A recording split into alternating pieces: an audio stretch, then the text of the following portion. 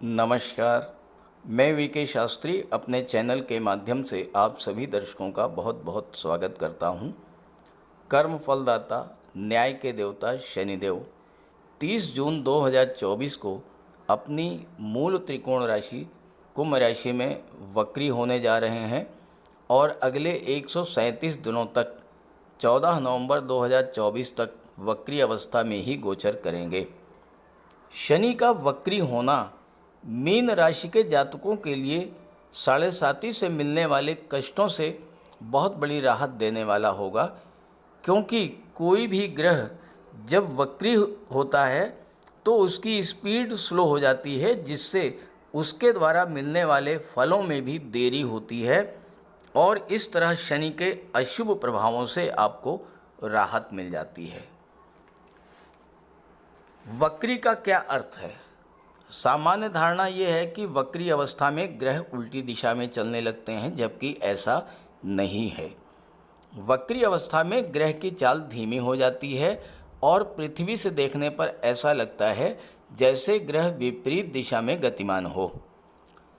वक्री अवस्था में ग्रह पृथ्वी से सर्वाधिक निकट होता है और उस पर किसी अन्य ग्रह का बहुत ज़्यादा प्रभाव नहीं पड़ता है, और ऐसे में वक्री ग्रह ज़्यादा पावरफुल होता है और अपना पूर्ण प्रभाव इस चराचर जगत पर डालता है।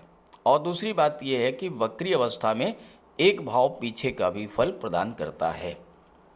इस गोचर काल में शनि पर किसी भी प्रभावशील ग्रह की दृष्टि नहीं पड़ेगी और वक्री शनि अपने उच्च के समान फल प्रदान करेंगे। ऐसे में शनि कुंभ और मकर राशि से संबंधित सभी फल प्रदान करेंगे। इस गोचर काल में शनि का गोचर पूर्वा भाद्रपद नक्षत्र में होगा। पूर्वा भाद्रपद देवगुरु का नक्षत्र है और देवगुरु अत्यंत शुभ ग्रह हैं और गुरु के माध्यम से ही शनि अपना फल प्रदान करेंगे। ऐसे में वो जातक जिनकी राशि शनि या गुरु से संबंधित है, जैसे मकर, कुंभ या तुला राशि, कर्क, धनु या मीन राशि, वो वक्री शनि से ज़्यादा प्रभावित होंगे। साथ ही जिन जातकों के जीवन में गुरु या शनि की महादशा या अंतर्दशा गतिमान है या जिनका जन्म पूर्वा भाद्रपद नक्षत्र में हुआ है, वो ज़्यादा प्रभावित होने जा रहे हैं इस गोचर काल में। शनि जब भी वक्री अवस्था में होते हैं तो ये समय अपने भीतर झांकने का होता है।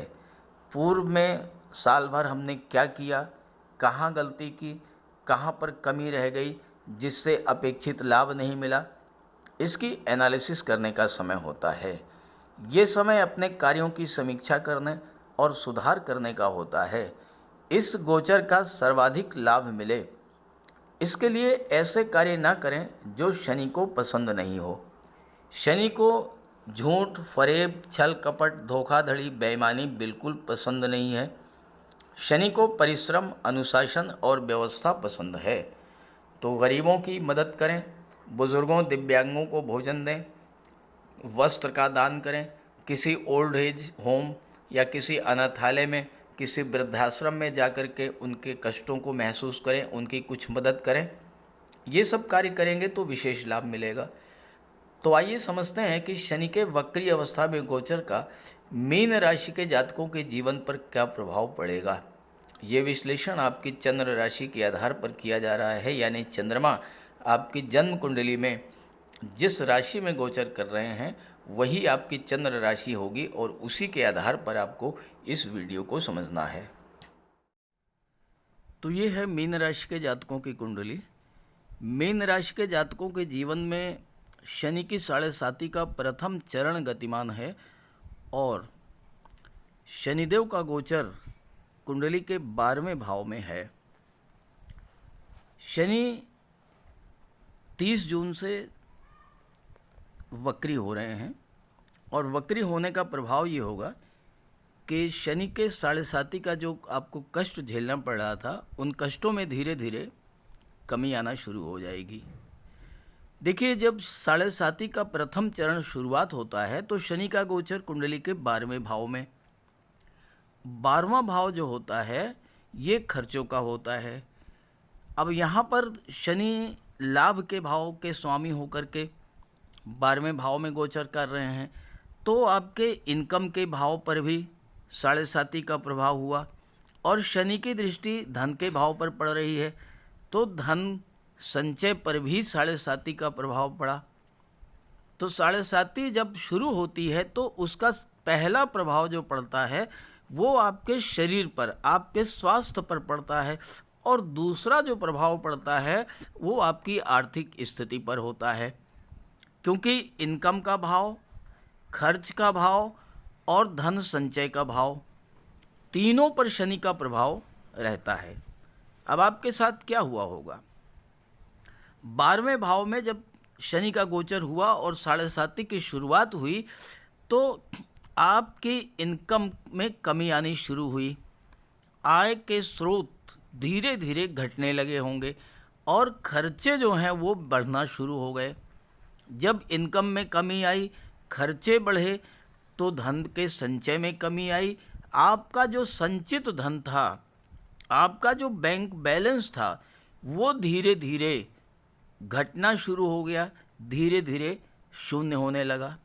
एक प्रभाव तो ये पड़ा। दूसरा प्रभाव शनि की 7.5 का ये पड़ा कि आपका स्वास्थ्य खराब होने लगा, और ऐसे बीमारियां जैसे कि आर्थराइटिस है, जोड़ों का दर्द है, घुटनों का दर्द है, पिंडलियों का दर्द है, सिर दर्द है, इस तरह की समस्याएं जो हैं, जो कि लंबे समय तक आपको परेशान करती हैं, इस तरह के स्वास्थ्य संबंधी समस्याओं ने आपको परेशान करना शुरू किया।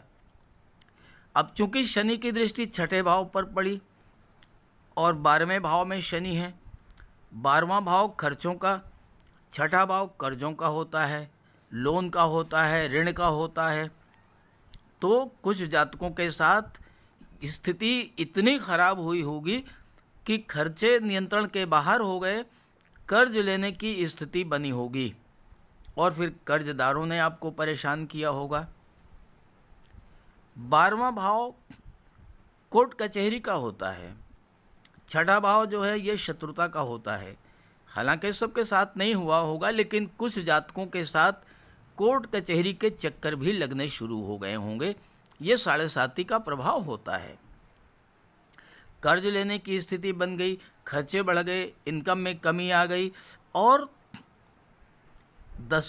9वें भाव पर शनि की दृष्टि पड़ी, तो इसका प्रभाव ये हुआ कि आपका भाग्य का साथ मिलना भी बंद हो गया। भाग्य ने भी आपका साथ छोड़ दिया, और जब भाग्य ने आपका साथ छोड़ दिया तो जो काम आपके बनने थे वो काम भी नहीं बने। कार्यों में विघ्न बाधाएं आनी शुरू हो गईं, कार्यों में रुकावट आने लगी, कार्य बनते बनते बिगड़ने लगे। इस तरह की समस्याएं आपके साथ हुई होंगी। लेकिन अब इन समस्याओं में राहत मिलनी शुरू होगी। अब क्या क्या राहत मिलेगी, आइए इस पर बात करते हैं। 30 जून को शनिदेव वक्री होने जा रहे हैं। अब वक्री जब होंगे तो शनि की स्पीड स्लो हो जाएगी। अब आप ये समझें कि एकदम से आपको सभी समस्याओं से राहत मिल जाएगी, तो ऐसा नहीं है। क्योंकि शनि अत्यंत मंद गति से गतिमान होते हैं, और कोई भी ग्रह जो लंबे समय तक किसी भी राशि में गोचर करता है वो बहुत धीरे धीरे अपना फल प्रदान करता है। तो आपकी समस्याएं कम होंगी, समय लगेगा। धीरे धीरे आपके जीवन में जो समस्याएं चली आ रही थीं उनमें कमी आना शुरू हो जाएगी। अब पहला प्रभाव क्या पड़ेगा? पहला प्रभाव ये पड़ेगा कि आपके स्वास्थ्य में जो कमी आई थी उस कमी से आप बाहर निकलना शुरू हो जाएंगे। आपके स्वास्थ्य में धीरे धीरे सुधार होना शुरू हो जाएगा। अगर अभी तक आपके चक्कर अस्पताल या डॉक्टर के लग रहे थे, उन चक्करों से आपको बहुत जल्द मुक्ति मिलेगी। दूसरा प्रभाव, चूँकि शनि वक्री अवस्था में एक भाव पीछे का भी फल देंगे, तो 11वें भाव का भी फल देंगे। जब 11वें भाव का फल देंगे तो आपकी इनकम बढ़ना शुरू होगी। आय के स्रोत जो बंद हो गए थे वो आय के स्रोत एक बार फिर से शुरू होंगे, और एक से अधिक साधनों से आपको आय होगी इस समय। दूसरा जो प्रभाव पड़ेगा वो ये होगा कि आपके जो खर्चे बिला वजह की चीज़ों पर हो रहे थे, फालतू के जो खर्चे हो रहे थे उन खर्चों में कमी आएगी, और उन जब खर्चों में कमी आएगी तो धीरे धीरे बचत की स्थिति और निवेश की स्थिति भी बनेगी। कर्जदारों ने आपको परेशान किया हुआ था तो उससे आपको राहत मिलेगी। कोई कोर्ट कचहरी का मैटर चल रहा था उससे भी आपको राहत मिलेगी। लेकिन ध्यान रहे कि शनि 12वें भाव में है और 12वां भाव दान पुण्य चैरिटी का, धर्म अध्यात्म का होता है। जितना अधिक आप धर्म अध्यात्म से जुड़ेंगे, जितना अधिक दान पुण्य करेंगे, उतना ही ज़्यादा आपको शनि के इस गोचर का लाभ मिलने जा रहा है।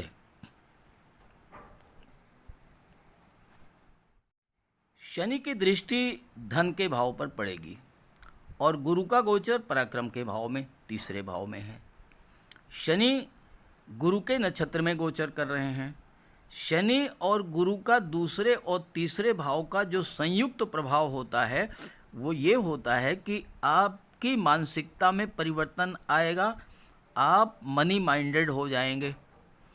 यानी आपका फोकस इस समय इस बात पर होगा कि किस तरह से ज़्यादा धन संचित किया जाए, किस तरह से ज़्यादा धन प्राप्त किया जाए, धन को इकट्ठा किया जाए।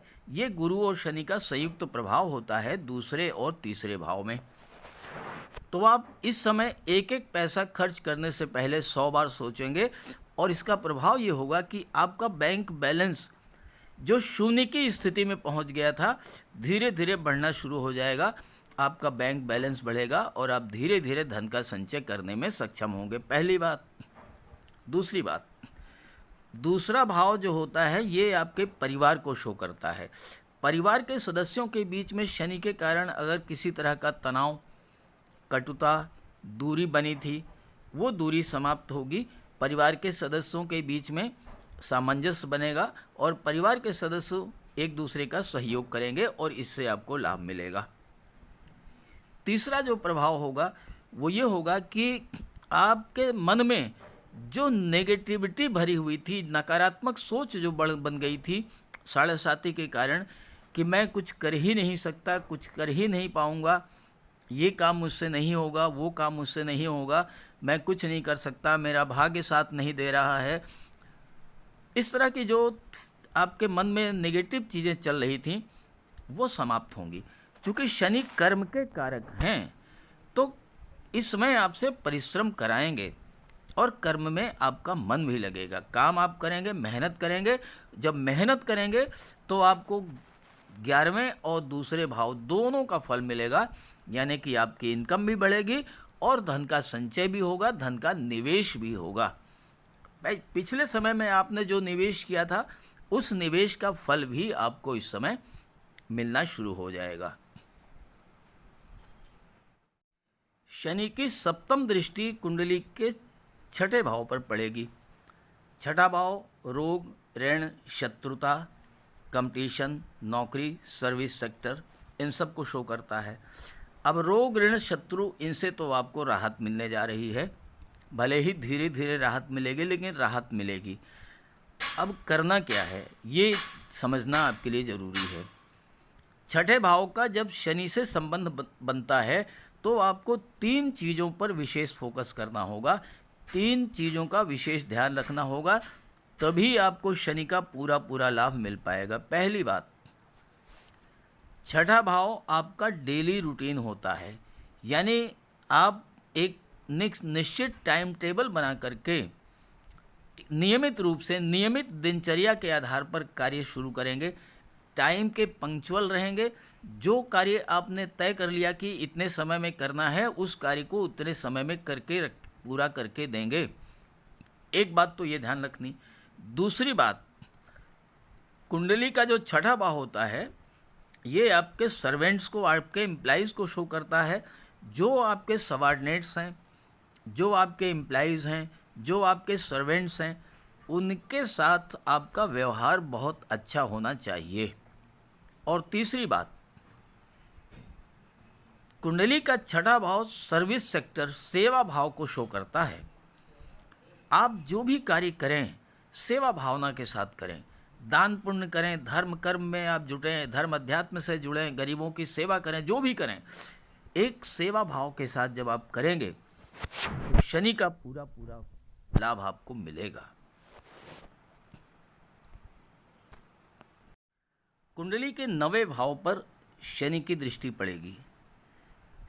9वें भाव पर डबल ट्रांजिट का इफेक्ट होगा। गुरु की भी दृष्टि पड़ेगी, शनि की भी दृष्टि पड़ेगी और राहु का गोचर है लग्न के भाव में, राहु की दृष्टि भी पड़ेगी भाग्य के भाव पर। इस समय भाग्य भाव पूरी तरह से जागृत होगा और भाग्य भाव के जागृत होने का प्रभाव ये होगा कि अभी तक आपको जो भाग्य का साथ नहीं मिल रहा था, अब आपको भाग्य का साथ मिलेगा। राहु की दृष्टि पड़ेगी, अचानक से घटनाएं आपके जीवन में घटित होंगी, अचानक से आपके काम जो बिगड़े हुए थे वो बनना शुरू हो जाएंगे, कोई नई शुरुआत आप अचानक से करेंगे। और साथ ही साथ चूँकि राहु की दृष्टि पड़ रही है, गुरु की दृष्टि पड़ रही है, आपके पिता, आपके गुरु का आशीर्वाद, आपके पिता और गुरु का सहयोग, मार्गदर्शन आपको मिलेगा। लेकिन यहाँ भी मैं आपसे कहूँगा कुछ बातों का ध्यान रखेंगे। धार्मिक यात्राओं पर जरूर जाइए, माता पिता के साथ आप किसी धार्मिक यात्रा पर जाइए। राहु की दृष्टि है, गंगा स्नान के लिए अवश्य जाइएगा इस गोचर काल में। आप देखिएगा कि शनि, राहु, गुरु तीनों ही ग्रह आपके लिए बहुत सहायक होंगे, बहुत बढ़िया आपको रिजल्ट मिलेगा। लेकिन इसके लिए आपको भी करना पड़ेगा, जाना पड़ेगा धार्मिक यात्राओं पर, गंगा स्नान के लिए। घर में पूजा पाठ कराइएगा, घर में कोई धार्मिक या मांगलिक आयोजन करिएगा। जबरदस्त ग्रोथ देखने को मिलेगी इस गोचर काल में, अगर आपने जो मैं उपाय बता रहा हूँ ये कर लिया तो मीन राशि के जातकों इस गोचर का पूरा पूरा लाभ उठाइए और ये जानकारी, ये वीडियो अपने साथियों मित्रों को भी ज़रूर शेयर कीजिएगा। नमस्कार।